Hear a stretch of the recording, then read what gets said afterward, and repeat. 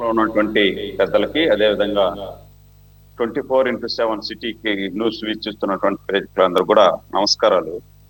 సురేష్ గారు ఇక్కడ మోహినుద్దీన్ చెప్పిన కొన్ని ప్రశ్నలు వేసినటివి, తర్వాత వెంకటేశ్వర్ గారు మాట్లాడింది, తర్వాత పెద్దలు కోటేశ్వరరావు గారు చెప్పినటివి. దీంట్లో ప్రధానంగా ప్రతి విషయానికి కూడా లోకేష్ బాబు గారిని కార్నర్ చేసే ప్రయత్నం జరుగుతాం. లోకేష్ బాబు గారు మాట్లాడినటువంటి మాటల్లో తప్పే ఉందండి. ఏం మాట్లాడినాడు లోకేష్ బాబు గారు? అక్కడ పరామర్శించేదానికి వెళ్ళారు. పరామర్శించేదానికి వెళ్ళినప్పుడు పరామర్శించేటప్పుడు కార్మిక సంఘాల నాయకులు వచ్చారు. నేను కూడా కార్మిక సంఘం నాయకుడిని. నా జీవితాంతం కార్మిక సంఘం నాయకుడిగా ఫ్యాక్టరీని వదులుకొని నలగర కోసం బయట వచ్చి 7 సంవత్సరాలు సినిమా కష్టాలు అనుభవించినటువంటి ఒక కార్మిక సంఘం నాయకుడిని నేను. నాకు తెలుసు కార్మికుల యొక్క సాధక బాధలు ఎలా ఉంటాయి, వాళ్ళ సమస్యలు ఎలా ఉంటాయి. ఒక మంత్రి, కేంద్ర మంత్రి ఒకరు రాష్ట్రంలో క్యాబినెట్ అక్కడ ఉండి ఆడ జరిగినటువంటి సంఘటన ఎవరైతే బాధ్యులు ఉన్నారో వాళ్ళకి ధైర్యం కల్పిస్తూ వాళ్ళని హక్కును చేర్చుకొని, మీకు డబ్బులు ఇచ్చి ఏదో ఈ రోజు ఎక్స్గ్రేస్ ఇచ్చేసి వదిలేసేది, చేతులు దుడుపుకునేది కాదు, మీ జీవితాలని మీ కుటుంబాలని హక్కును చేసుకొని కాపాడి పర్మనెంట్ గా మీ జీవితాలను సెటిల్ చేస్తాము అని భరోసా ఇచ్చేదానికి వెళ్తే కార్మిక సంఘాలుగా మీరేం చేయాలా? హర్షించాలా? హర్షించాల్సింది పోయి మీరు అడ్డు తగిలితే మాట్లాడరా? అడ్డు తగిలినప్పుడు లోకేష్ బాబు గారు అన్నారు, మాకు చిత్తశుద్ధి ఉంది, ఈ కంపెనీని ప్రైవేట్ పరం చేయడానికి వీలు లేదు అని మాకు చిత్తశుద్ధి ఉంది, మేము డబ్బులు తీసుకొచ్చాం. గత 5 సంవత్సరాలు ఏమండి 22 మంది ఎంపీలు ఉన్నారు, కోడిగుడ్డు మీద ఈకులు బీకుతా ఉన్నారా? ₹1 ఎందుకు తీసుకురాలేకపోయారు కేంద్ర ప్రభుత్వం దగ్గర నుండి? కేంద్రం మాట అంటే ఇప్పుడు ఏదో తెలుగుదేశం బీజేపీ కలిసి ఉన్నారు, మీరు తీసుకురావాలా అని. మీరు గతంలో తెలుగుదేశం బీజేపీ మీరు కలిసి లేకపోయినా ఏ కేంద్రంలో ఏ బిల్లు పెట్టినా కేంద్రంలో అందరికన్నా ముందు పోయి మీరే కదా మద్దతు ఇచ్చారు.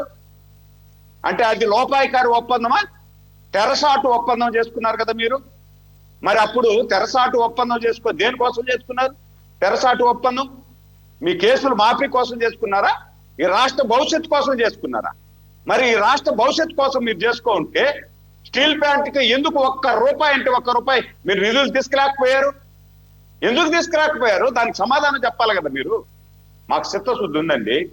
చంద్రబాబు నాయుడు గారు ముఖ్యమంత్రి అయినప్పుడు, వాజ్పేయి గారు ప్రధానమంత్రిగా ఉన్నటువంటి సందర్భంలో ఆ రోజు కూడా స్టీల్ ప్లాంట్ ప్రైవేటీకరణ చేసే ప్రమాదం ఉన్న సందర్భంలో ఆ రోజు కూడా చంద్రబాబు నాయుడు గారు ముఖ్యమంత్రిగా అడ్డుకొని స్టీల్ ప్లాంట్ కు నిధులు తీసుకురావడం జరిగింది.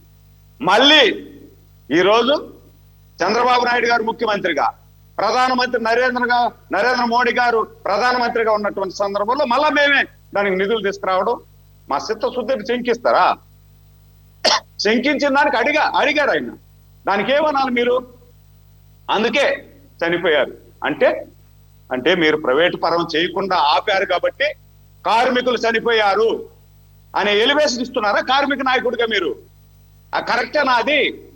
ఒక తోటి కార్మికుడు చనిపోతే ఆ కుటుంబాన్ని ఆదుకోవాల్సినటువంటి పరిస్థితుల్లో ఒక మంత్రి క్యాబినెట్ వచ్చి ఆదుకునే దానికి ప్రయత్నం చేస్తా ఉంటే మీరేం చేయాలా? ఇంకా ₹10 ఎక్కువ ఇవ్వండి, ఈ విధంగా జరిగింది అని మీరు చెప్పాల్సింది పోయి, మీరు ఆపారు కాబట్టి ఈ విధంగా జరిగింది, ఈరోజు సచ్చారు అనే మాట మీరు మాట్లాడినారు అంటే కోపం రాదా? మాట్లాడరా? దాంట్లో తప్పే ఉంది. లోకేష్ గారిని కార్నర్ ఎందుకు చేస్తున్నారు? ఈరోజు లోకేష్ బాబు గారు కూడా చెప్పేది ఏం చెప్పారు? ఆ కుటుంబానికి ఏ విధంగా మేము ఆదుకోవాలను అన్ని విధాల, ఏదైతే ఇన్సూరెన్స్ కంపెనీలు ఇచ్చేటివి ఇవి కాకుండా ప్రభుత్వం తరఫున ఏదైతే కేంద్ర ప్రభుత్వం నిన్న 25 లక్షలు ప్రకటించింది, రాష్ట్ర ప్రభుత్వం కూడా దాదాపు 50 లక్షలు ప్రకటించాలనేటువంటి ఆలోచన ఉంది నాకున్నటువంటి సమాచారం ప్రకారం. ఇవన్నీ కూడా ఇన్సూరెన్స్ కాకుండా, ఇన్సూరెన్స్ ఇవన్నీ కలిపితే కోటి చిల్లర వస్తాయి. ఇది కాకుండా గతంలో ఎల్జీ పార్లమెంట్స్ జరిగినప్పుడు ఈ రాష్ట్ర ఆ రోజు ఉన్నటువంటి ముఖ్యమంత్రి జగన్మోహన్ రెడ్డి ఎంత ప్రకటించాడండి? వాళ్ళ ఇంట్లో నుండి తీసుకొచ్చి ఇచ్చాడా? ₹1 లేకపోతే ఎవడిచ్చాడు? కంపెనీ ఇచ్చింది ₹1. ప్రభుత్వం ఇవ్వాల ఆ రోజు ₹1. కంపెనీ దగ్గర నుండి తీసి ₹1 ఇచ్చి, అది కూడా ఏంది, అది కూడా 2 సంవత్సరాలు పట్టింది. వాళ్ళు ఇచ్చేదానికి 2 సంవత్సరాలు పట్టింది. ఆడ అనౌన్స్ చేసేసి నేరుగా వెళ్ళిపోతే 2 సంవత్సరాలు పట్టింది అది ఇచ్చేదానికి. మరి ఆ రోజు ఎందుకు మాట్లాడలేదు? ఏం చేశారు? అదే విధంగా ఇప్పుడు బోటు ప్రమాదంలో, ఏది పాపకొండలో బోటు ప్రమాదం జరిగితే ఎంతమంది చనిపోయినారు? ఇంతవరకు ఆస్తి లేదు. కనీసం చనిపోయిన వాళ్ళను బోటు తీసిన సందర్భం లేదు గత 5 సంవత్సరాల్లో. మీరు కూడా మాట్లాడతారా? ఇవన్నీ పక్కన పెడదాం. ఈరోజు మీరు వచ్చారు, సంతోషం. ఒక ప్రతిపక్ష పాత్ర లేనటువంటి నాయకుడిగా, ఒక ఎమ్మెల్యేగా, పులివెందుల ఎమ్మెల్యేగా మీరు ఈరోజు వచ్చారు పరామర్శించేదానికి. పరామర్శించేదానికి ఎలా వస్తారండి? నవ్వుతూ బాయ్ బాయ్ చెప్తా వస్తారా? ఇకిలి ఇకిలి నవ్వులు నవ్వుతారా? కార్మికులు చనిపోయి ఇంట్లో కుటుంబ సభ్యులు రోదన వర్ణనాతీతంగా ఉంటే మీరు ఎక్కిలి నవ్వులు నవ్వుతారా? ఆడికొచ్చి దండాలు పెట్టి ఇక్కిలి నవ్వులు నవ్విస్తారా? మీ డబ్బులు ఇచ్చి తోలకచ్చుకుని జనాల దగ్గర నుండి సీఎం సీఎం సీఎం అని అర్పించుకుంటారా? జై జగన్ అని అర్పించుకుంటారా? అంటే అక్కడ చనిపోయి వాళ్ళు బాధపడతా ఉంటే మీకు సీఎం పదవి అనిపించుకోవడం కావాలన్నా?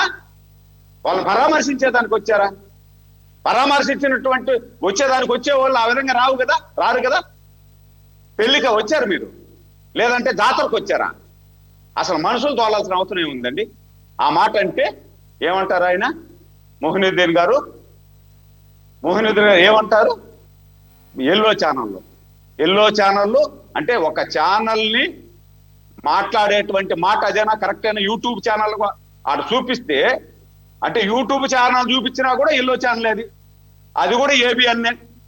మరి సాక్షి ఛానల్ ఏం చేసింది? లోకేష్ బాబు గారు వచ్చినప్పుడు సాక్షి ఛానల్ ఏం చేసింది? ప్రోద్బలం చేయాల అక్కడ ఉండేటువంటి వాళ్ళని. మీరు అరవండి అని చెప్పి రెచ్చగొట్ల. ఆ ఛానల్కి నీతి ఉందా? నీతి ఉందా ఆ ఛానల్కి? ఆ ఛానల్ గురించి ముందు మాట్లాడాల. నీతి లేనటువంటి ఛానల్ ఏదైనా ఈ రాష్ట్రంలో ఉంది అంటే అది సాక్షి పేపరు, సాక్షి ఛానల్. దానికి అది ఒప్పుకోవాలి. ఈరోజు నేను అడుగుతున్నా మీ తరఫున మొహినుద్దీన్ గారిని, గత 5 సంవత్సరాలలో స్టీల్ ప్లాంట్ ప్రైవేటీకరణ కానీయకుండా చేసేదానికి మీరు ఏ ప్రయత్నం చేశారు? మీ శక్తి వంచన లేకుండా ఏం చేశారు చెప్పండి? ₹1 అంటే ₹1 మీరు నిధులు తీసుకొచ్చారా? ఇప్పుడు కోటేశ్వరరావు గారు చెప్పారు. కోటేశ్వరరావు గారు ఇంకొక మాట అన్నారు. ఏమంటారు కోటేశ్వరరావు గారు? 11,000 కోట్లు తీసుకొచ్చారు. ఈ 11,000 కోట్లు జిఎస్టీకి దానికి సరిపోయింది అనేసి అంటే 11 కోట్లు వద్దా? 11,000 కోట్లు వద్దా? దేనికో ఒక దానికి అయింది కదా, ఎట్టో ఒకటి కట్టాలి కదా కంపెనీ. ఈరోజు 11,000 కోట్లు కేంద్ర ప్రభుత్వం ఇచ్చింది కాబట్టి జిఎస్టీకో దేనికో ఒక దానికి చేసుకున్నారు. ఒకవేళ ఈకున్నా ఉంటే కంపెనీ కట్టున్నారు కదా, జిఎస్టీ కట్టున్నారా లేదా? కట్టున్నారు కదా. అయితే ఓకే, అంటే ఒక్క నిమిషం. దేనికైనా ప్రాముఖ్యత, ప్రయారిటీస్ అనేది ఉంటాయి. ఏది ముందు చేయాలి, ఏది వెనక చేయాలని. ఓకే, మీకు జిఎస్టీలే కనుక ప్రాధాన్యత, ప్రయారిటీ అయితే అవి గట్టి ఈ కార్మికులకు సంబంధించినటువంటి అక్కడ ఎక్విప్మెంట్ రీప్లేస్మెంట్ కానీ, రిపేర్లు కానీ, మెయింటెనెన్స్ కానీ అవన్నీ చేసే వరకు కూడా మీరు ఆపరేషన్స్ మొదలు పెట్టకండి. ఆపరేషన్స్ మొదలు పెట్టకూడదు. మొదలు పెట్టడమే కాకుండా థర్డ్ బ్లాస్ట్ ఫర్నేస్ను కూడా ఆపరేషన్లోకి తీసుకొచ్చి తక్కువ మంది కార్మికుల చేత వెట్టి చాకరీ చేయించుకుంటూ ప్రొడక్షన్ పెంచాల్సిందే అని చెప్పేసి బలవంతంగా లాభాల్లో తీసుకొస్తే ఎవరికి సంతోషం సార్? లాభాల్లోకి వచ్చిందని గర్వపడదామా? లేదంటే 9 నిండు ప్రాణాలు పోయి ఇంకొక 3-4 పోవడానికి సిద్ధపడుతున్నారని చెప్పేసి బాధపడదామా, గర్వపడదామా? సురేష్ గారు, ఇప్పుడు నేను కూడా అదే చెప్తున్నా. ఈ రోజు కార్మికుల్ని ఎవరిని కూడా 12 గంటలు పనిచేస్తున్నారు అనేది నాకు వచ్చిన సమాచారం కూడా. 12 కాదు సార్, కాదు బతుకుంటే ఎన్నో గంటలు పనిచేయచ్చు. అసలు బతికుండే అవకాశం లేకుండా అక్కడ చెప్తున్నా hazardous, అది చాలా డేంజరస్. వర్క్ ప్లేసెస్ లో కూడా మీరు ఇంతసేపు మాట్లాడి నేనేమంటున్నాను, వర్క్ ప్లేసెస్ లో కూడా చాలా రకాలు ఉంటాయి. ఇది డేంజరస్ కండిషన్స్ లో పనిచేసేటటువంటి వర్క్ ప్లేసెస్, అవి హజార్డస్ కెమికల్స్ వాడేటటువంటి ప్లేసెస్. దానికి ఎస్ఓపి అంటే స్టాండర్డ్ ఆపరేటింగ్ ప్రొసీజర్స్ చాలా స్ట్రిక్ట్గాను on par with international standards ఉంటాయి. ఎక్కడా కాంప్రమైజ్ కాకూడదు. ఏ మాత్రం కొద్దిగా డివేట్ అయినా బంగారం లాంటి ప్రాణాలు పోతాయి. ఇది ఎస్ఓపి ఒక్క నిమిషం ఆగండి. డెలిబరేట్గా డేంజరస్ కండిషన్స్లో కాన్బట్ పొజిషన్లో కార్మికులను నెట్టేసి పనులు చేయించుకొని ప్రొడక్షన్ పెంచమని చెప్పేసి ఒత్తిడి పెంచుతున్నటువంటి కార్యక్రమం. అదేమంటే చేయకపోతే గనక మేము ప్రైవేటీకరణ వైపు వెళ్తామని చెప్పేసి బ్లాక్మెయిల్ చేసేటటువంటి ఎన్విరాన్మెంట్లో ఇదేం వర్కింగ్ కండిషన్స్ అండి? ఇదేం కేంద్ర ప్రభుత్వ సంస్థ అండి? నాకు అర్థం కాదు. సురేష్ గారు, ఇప్పుడు 11,000 కోట్లు తీసుకొచ్చింది ఎన్డీఏ ప్రభుత్వం, తీసుకొచ్చి ఇచ్చింది. మేనేజ్మెంట్ చేయాలి. అక్కడ ఉన్నటువంటి మేనేజ్మెంట్, ఆ మేనేజ్మెంట్ దీన్ని ఎలా చేయాలనేది ఎవరి చేతిలో ఉందా మేనేజ్మెంట్? ఎవరి కంట్రోల్లో ఉందా మేనేజ్మెంట్? అదే సార్, ఇప్పుడు కేంద్ర కేంద్ర ప్రభుత్వం గురించి మాట్లాడమని చెప్పండి సార్. మీ సో కాల్డ్ నాయకులు నేను వాళ్ళని క్వశ్చన్ చేసినట్టు మీరెందుకు భుజాన్ని వేసుకుంటున్నారు? వాళ్ళకన్నా ముందు కేంద్ర మంత్రి. నేను భుజాన్ని వేసుకోవడం కాదు. ఈ రోజు నేనేం మాట్లాడుతున్నా, ఈ రాష్ట్రంలో పౌరులుగా కార్మిక సంఘాల నాయకులు, కార్మికులు చనిపోయారు కాబట్టి ఇక్కడ ఈ రాష్ట్ర ప్రభుత్వంగా బాధ్యత వహించి మేము పోయి పరామర్శించినాం. మేము ఆ కుటుంబాలని టోటల్ ఆదుకుంటాం, సెటిల్ చేస్తాం అని చెప్పి మేము ప్రకటించాం. ఒకటి. రెండోది కేంద్ర ప్రభుత్వం ఒక్క నిమిషం సార్. ఇప్పుడు కేంద్ర ప్రభుత్వం సంస్థ జరుగుతా ఉంది. ఇప్పుడు మరి ఈ రోజు ప్రారంభించుకు వచ్చిన జగన్మోహన్ రెడ్డి తెలీదా కేంద్ర ప్రభుత్వం ఆధ్వర్యంలో జరుగుతా ఉందని? కేంద్ర ప్రభుత్వాన్ని ఎందుకు అడగలేకపోయాడు? జగన్మోహన్ రెడ్డి ఎందుకు మోడీ గారిని మాట్లాడలేదు? మాట్లాడచ్చు కదా. అంటే చంద్రబాబు నాయుడు మాట్లాడతారా? చంద్రబాబు నాయుడు లోకేష్ ఇదేనా? మోడీ గారు ఎందుకు మాట్లాడలేకపోయాడు? మోడీ గారిని ప్రశ్నించమని చెప్పండి సార్. మీరెందుకు మాట్లాడలా? మరి మీరెందుకు ప్రశ్నించమని చెప్పండి సార్. మోడీ మాట్లాడలేదు సార్ ప్రభుత్వంలో సార్. మేము మాట్లాడుతున్నాం ప్రైవేట్ పరం కానీకుండా చేస్తున్నాం. ఇక్కడ కార్మికులకు అన్యాయం జరిగింది అని చెప్పి మాట్లాడింది మా నాయకుడే సార్, మా రాష్ట్ర అధ్యక్షుడు. డబ్బులు ఎందుకు సార్? నాకు అర్థం కాదు. ప్రాణాల కన్నా డబ్బులు ఏమన్నా ఎక్కువ ఏంటి? జరిగిన తర్వాత వెళ్ళి పరామర్శిస్తాము, ప్యాకేజ్. అదే సార్, ఇప్పుడు ప్రాణాల కంటే మాకెవన్నీ తెలుసు, ప్రాణాల కంటే డబ్బులు ఎక్కువ కాదు, ప్రాణానికి మించినటువంటిది ఏది కాదు. అందుకనే ప్రాణాలకు ప్రాముఖ్యత ఇవ్వాలా. అందుకనే మేము చెప్పేది కూడా ఏమంటే, ఈ సంఘటనలు ఈ సంఘటనలో పునరావృతం కాకుండా 3-man కమిటీ వేశాము. ఎందుకు ఇలాంటి జరిగింది? 30 సంవత్సరాల్లో ఇంతవరకు జరగనటువంటి సంఘటన ఈ రోజు జరిగింది. 30 సంవత్సరాలు ఇంతవరకు జరగలే, ఈ రోజు జరిగింది. దాని మీద కమిటీ వేసినాం. దాంట్లో నిజాలు తేలిన తర్వాత ఖచ్చితంగా శిక్షిస్తాం. ఇలాంటి పునరావృతం కాకుండా చేస్తాం. చూద్దాం 3-man కమిటీ మరి సవ్యంగా ఇస్తుందో లేదో రిపోర్ట్. అదేం రాకెట్ సైన్స్ కాదు. అక్కడ కండిషన్స్ బాగాలేదని చెప్పేసి అక్కడ కార్మిక సంఘాలు చెబుతున్నాయి.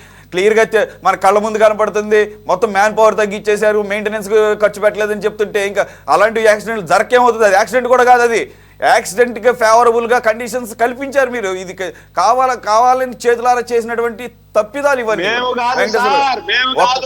మిమ్మల్ని అంటలేదు. మీరు ఏ ప్రభుత్వంలో అయితే ఉన్నారో ఆ కేంద్ర ప్రభుత్వం యొక్క బాధ్యత వహించాలి. ఆ బాధ్యత వహించలేదు కాబట్టి ప్రశ్నించే పరిస్థితి మీకు లేదు. మీరు ఆసక్తులే, వైసీపీ ఆసక్తులే అని చెప్పేసి చెప్తున్నాం. ఒక నిమిషం వెంకటేశ్వర గారు.